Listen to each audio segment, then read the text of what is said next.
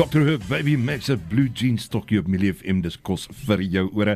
Groot eer en voorreg om saam in die atelier te hê vir Willie en vir Andrew, die twee manne waar Millie FM begin het. En eerste keer wat Willie in die atelier is, kan het amper nie glo nie. Ja, kan jy glo? Ek wonder. Ja, ek dink regtig is die eerste keer. Maar dit is seker moontlik.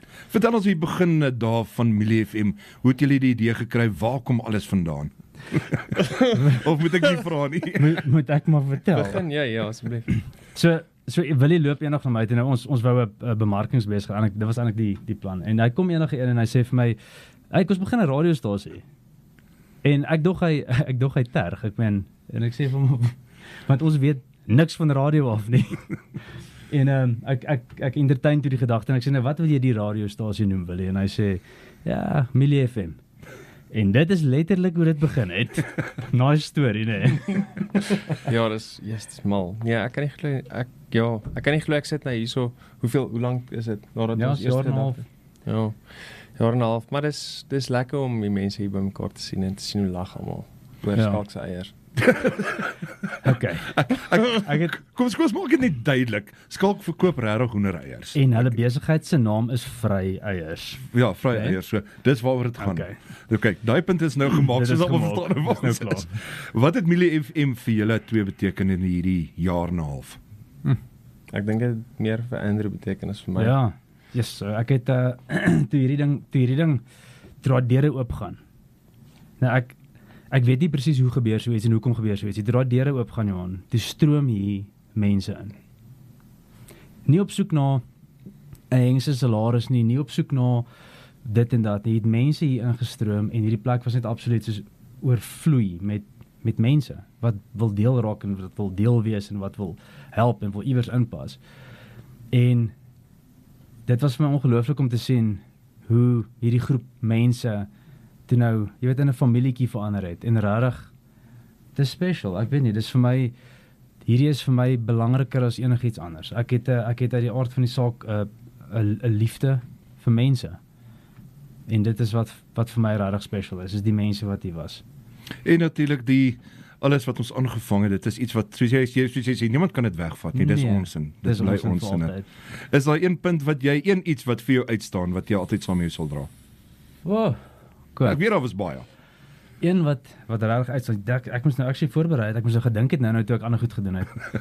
Hier is een ding wat regtig uitstaan van die plek. Ek dink iets wat vir my oulik was so Kat wat so half die leiersels gevat het en John het dit al gesê, Kat is die gom wat die spul in mekaar hou, want dit was nogals, daar's baie bewegende parte, ou besef nie wat alles hier aangaan nie. Ek was baie bly, baie dankbaar, baie bevoorreg dat Kat deel was van hierdie ding om hierdie ding te help lei en te dryf. Yes, Johan, ek kan regtig nou deur elke ou gaan hoor. Elke ou. Jy in die oggende, Cyril in die middag, die goed wat agter die skerms gebeur het wat niemand van weet nie. Wat ons liewer nie oor praat nie. Waarom is liewer nie praat nie, maar daai goed wat regtig in 'n ou se lewe ietsie beteken, ietsie anders.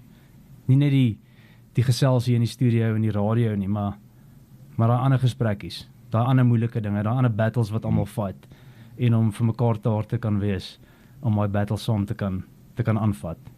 Ek wil van die Millie FM span af vir elkeen wat die Millie FM span het sê, baie dankie vir die geleentheid. Dit was 'n great journey. Dit was ek glo nie iemand kan in 'n jaar en 'n half soveel pret inpas soos ons gedoen het hier by Millie FM nie. So weer eens baie dankie vir die geleentheid julle ouens. Willie, van jou kant af?